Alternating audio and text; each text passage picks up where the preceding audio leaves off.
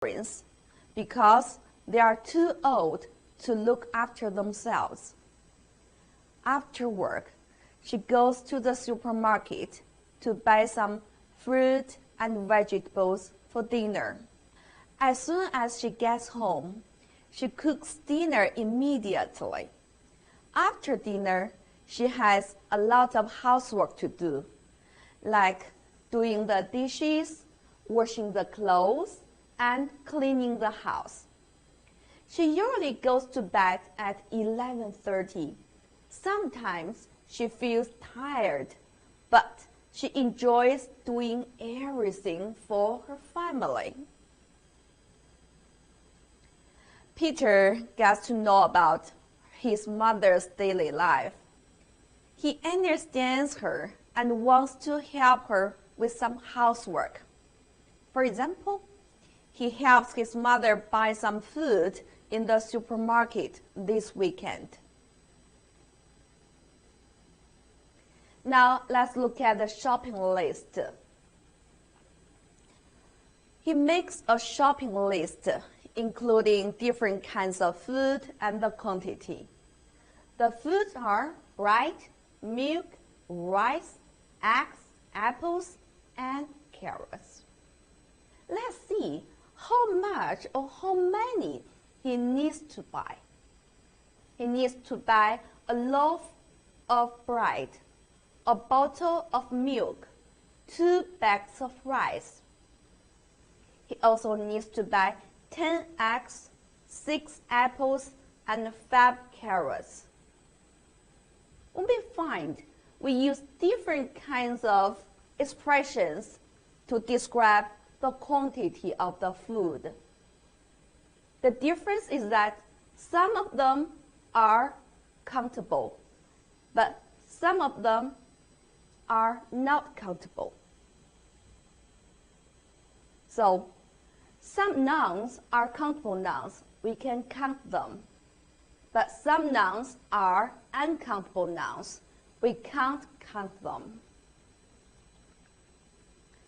A countable noun has a singular and a plural form.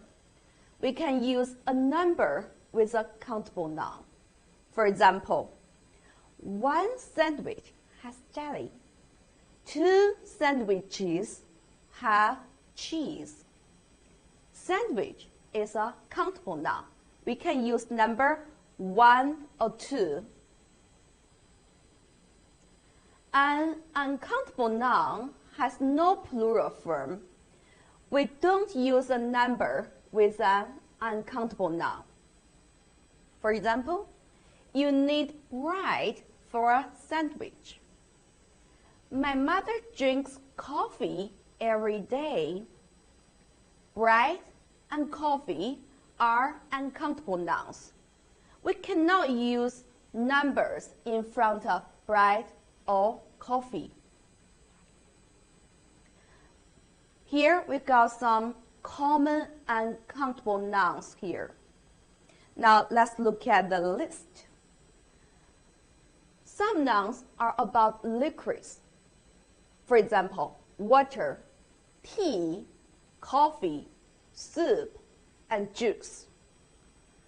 Some nouns are about dairy, milk, cheese, ice cream, butter, yogurt. And some nouns are about meat, beef, chicken, and pork. We also have other uncountable nouns. For example, salt, sugar, rice, candy, pasta, corn, and fat.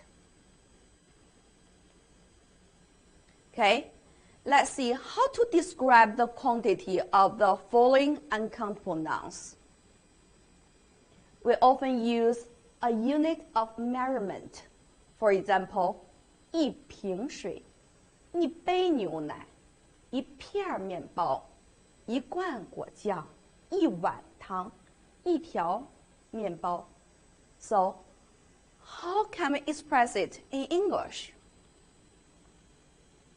A bottle of water, a glass of milk, a piece of bread, a jar of jam, a bowl of soup, a loaf of bread.